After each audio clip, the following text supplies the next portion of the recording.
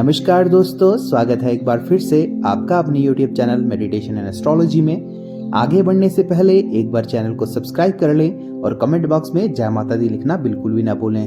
दोस्तों, बात करते हैं 16 नवंबर की। दोस्तों, 16 नवंबर को सूर्य ग्रह का वृश्चिक राशि में गोचर हो रहा है और इस पर सभी 12 राशियों पर असर दिखेगा। आइए जानते हैं सूर्य देव का इन राशियों पर क्या होगा असर और कौन कौन सी राशियां होंगी करोड़पति। दोस्तों, शास्त्रों में कहा गया है सूर्य को ग्रहों का राजा माना जाता है, साथ ही सूर्य को आत्म ग्रह भी कहा जाता है। कुंडली के प्रथम और दशम भाव के सूर्य कारक कहे गए हैं। मान्यता है कि सूर्य की कृपा के बिना ना तो कोई उच्च पद मिलता है और ना ही राजनीति में सफलता प्राप्त होती है। ज्योतिष शास्त्र के अनुसार नव ग्रहों के राजा सूर्य देव माह में एक बार राशि परिवर्तन जरूर करते हैं। इसी कड़ी में सूर्य देव 16 नवंबर को मंगल की राशि वृश्चिक में प्रवेश करने जा रहे हैं, जिसका 12 राशियों पर प्रभाव पड़ेगा। अब जानते हैं कि इन 12 राशियों पर क्या क्या असर दिखेगा। सबसे पहले मेष राशि। इस राशि के जातकों के लिए सूर्य पंचम स्थान के स्वामी होकर 8वें भाव में गोचर कर रहे हैं। सूर्य की सप्तम दृष्टि आपके धन और कुटुंब यानी दूसरे भाव पर जा रही है। सूर्य के इस गोचर के कारण आपके साथ अचानक से कोई दुर्घटना घटित हो सकती है। इस समय आपको वाहन सावधानी से चलाने की सलाह दी जाती है। अगर आपको बवासीर जैसी बीमारी तो बेहद संभल कर जाना होगा। पढ़ाई कर रहे जातकों का इस समय थोड़ा मन भटक सकता है। यह समय किसी को प्रेम प्रस्ताव देने का नहीं है, इसलिए किसी से प्रेम का इजहार करने की सोच रहे हैं तो टाल दें। शेयर मार्केट में सोच समझकर ही निवेश करें। बात करते हैं अब वृषभ राशि की। 16 नवंबर के बाद इस राशि के लिए सूर्य चौथे भाव के स्वामी होकर सप्तम भाव में गोचर कर रहे हैं। सूर्य की सप्तम दृष्टि आपके लगन स्थान पर आ रही है। सप्तम भाव के सूर्य इस गोचर के कारण आपको अपनी सेहत के प्रति सचेत रहना होगा। मारक स्थान में सूर्य का यह गोचर हड्डियों से जुड़ी कोई समस्या दे सकता है। इसके अलावा जीवन साथी से किसी भी विवाद की गुंजाइश को टालना बेहतर रहेगा। इस समय थोड़ा अहंकार की भावना पनप सकती है, इसलिए घमंड से बचना होगा। सूर्य के इस गोचर काल की अवधि में आपको थोड़ा मानसिक तनाव भी हो सकता है। बात करते हैं अब मिथुन राशि की।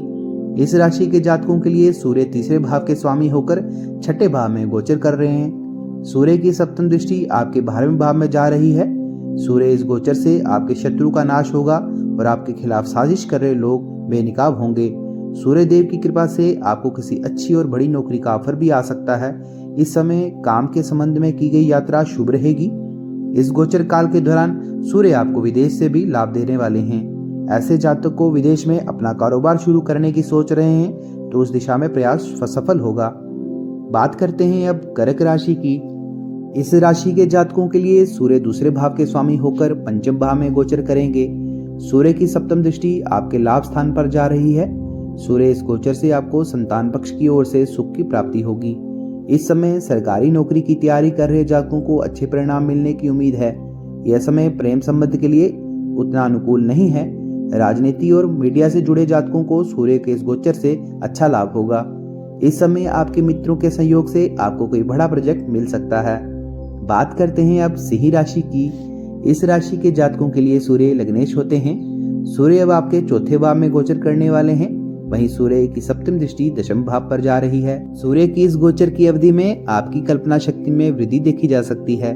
दशम में मंगल का गोचर होने से सेना पुलिस से जुड़े जातकों का साहस बढ़ा हुआ रहेगा। इस समय आपको सम्मानित भी किया जा सकता है। सूर्य के इस गोचर काल में सिंह राशि के जातक अपने कार्यस्थल पर अच्छा प्रदर्शन करेंगे। सरकार के साथ जुड़कर काम कर रहे जातकों को लाभ होगा। बात करते हैं अब कन्या राशि की। इस राशि के जातकों के लिए सूर्य 12वें स्थान के स्वामी हैं और सूर्य आपके तीसरे भाव से गोचर करेंगे।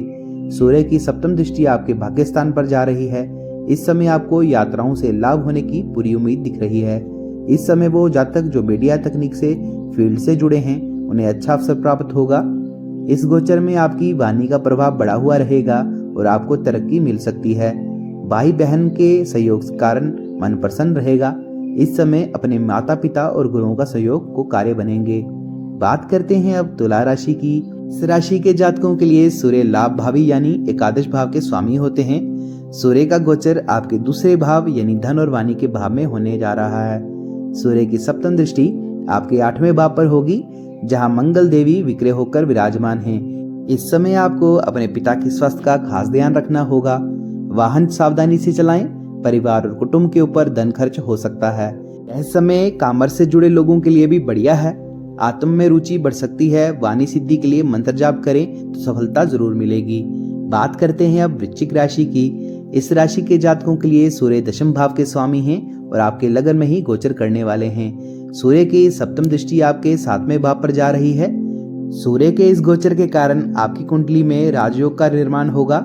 सूर्य के इस गोचर के कारण राजनीति से जुड़े जातकों को लाभ होगा। इस समय आपका साहस और पराक्रम बढ़ा हुआ रहेगा। इस गोचर काल में आपके पिता को सम्मानित भी किया जा सकता है। समाज में आपका आदर होगा। कार्यस्थल पर आप शानदार प्रदर्शन जारी रखते हुए लक्ष्यों को प्राप्त करेंगे। अगर सरकारी नौकरी करते हैं तो पुरस्कार भी मिल सकता है। बात करते हैं अब धनु राशि की। इस राशि के जातकों के लिए सूर्य भाग्य स्थान के स्वामी होकर 12वें भाव में गोचर कर रहे हैं। सूर्य की सप्तम दृष्टि आपके शिष्ट भाव पर जा रही है। वह भाव से सूर्य इस गोचर के कारण आपको अपने खर्चों पर निरंतर रखने की आवश्यकता है। इस समय अपने पिता की सेहत का भी आपको ध्यान रखना होगा। विदेशी कारोबार यानी कि आयात निर्यात से जुड़े हैं तो इस समय पैसे के लेन देन में बड़ी सावधानी रखनी होगी। इस गोचर काल में अपने पिता से किसी भी प्रकार की कोई वाद विवाद नहीं करें। नौकरी कर रहे जातकों को थोड़ा अधिक मेहनत करने की जरूरत होगी। किसी नए निवेश से बचकर चलना होगा। बात करते हैं अब मकर राशि की। इस राशि के जातकों के लिए सूर्य 8वें भाव के स्वामी होते हैं और आपके एकादश भाव के गोचर करके सूर्य की सप्तम दृष्टि आपके 5वें भाव पर जा रही है। सूर्य के इस गोचर से आपको व्यापार में अच्छा लाभ होने की उम्मीद है। लाभ भाव से बड़े भाई का विचार किया जा सकता है और सूर्य के इस काल में आपको भाई बहनों का भी सहयोग मिलेगा, जिससे आपका मन प्रफुल्ल रहने वाला है। संतान पक्ष से कोई अच्छी खबर मिल सकती है। बच्चे के प्रदर्शन से गर्व महसूस करेंगे। अपने बच्चों के साथ कहीं बाहर घूमने जाएं। प्रेमी जोड़े को गलतफहमी से बचने की सलाह दी जाती है। बात करते हैं अब कुंभ राशि की। इस राशि के जातकों के लिए सूर्य सप्तम भाव के स्वामी होते हैं और उनका गोचर आपके दशम भाव से होने जा रहा है। सूर्य की सप्तम दृष्टि 4थे भाव पर जा रही है, जहां मंगल देव विराजमान हैं। आपके लिए सूर्य का गोचर करियर के लिहाज से बढ़िया रहेगा। कार्यस्थल पर आपको जो भी लक्ष्य दिए जाएं आप पूरा करें। इस समय इंजीनियरिंग से जुड़े जातकों को कुछ नया आविष्कार करने के लिए मदद मिलेगी। 4थे भाव में मंगल का सूर्य की दृष्टि से कुछ मानसिक तनाव भी दिखाई पड़ रहा है। इस समय जो जातक अपने पिता का बिजनेस देख रहे हैं उनको बढ़िया मुनाफा होगा। इस समय सरकार के सहयोग मिलता हुआ दिखाई दे रहा है। दोस्तों, बात करते हैं अब मीन राशि की। इस राशि के जातकों के लिए सूर्य 6ठे भाव के स्वामी होते हैं और उनका गोचर आपके भाग्य स्थान में होने जा रहा है। सूर्य की सप्तम दृष्टि 3रे भाव पर है, जहां मंगल देव विराजमान है। इस समय आपका साहस बढ़ा हुआ रहेगा और आपको भाग्य का भरपूर साथ मिलने वाला है। भाग्य भाव और उच्च शिक्षा का विचार किया जाता है, इसलिए इस समय आपका यह सपना पूरा हो सकता है। किसी आध्यात्मिक यात्रा पर निकल सकते हैं, जहां किसी गुरु से मुलाकात जीवन बदल सकती है। अपने पिता और गुरु की बात का अनुसरण करें और उनके किसी भी प्रकार की बहस ना करें। इस समय यात्राएं लाभदायक रहेंगी। आशा करता हूं दोस्तों आने वाला समय आपके लिए शुभ रहे। माता रानी आप पर हमेशा कृपा बनाए रखें।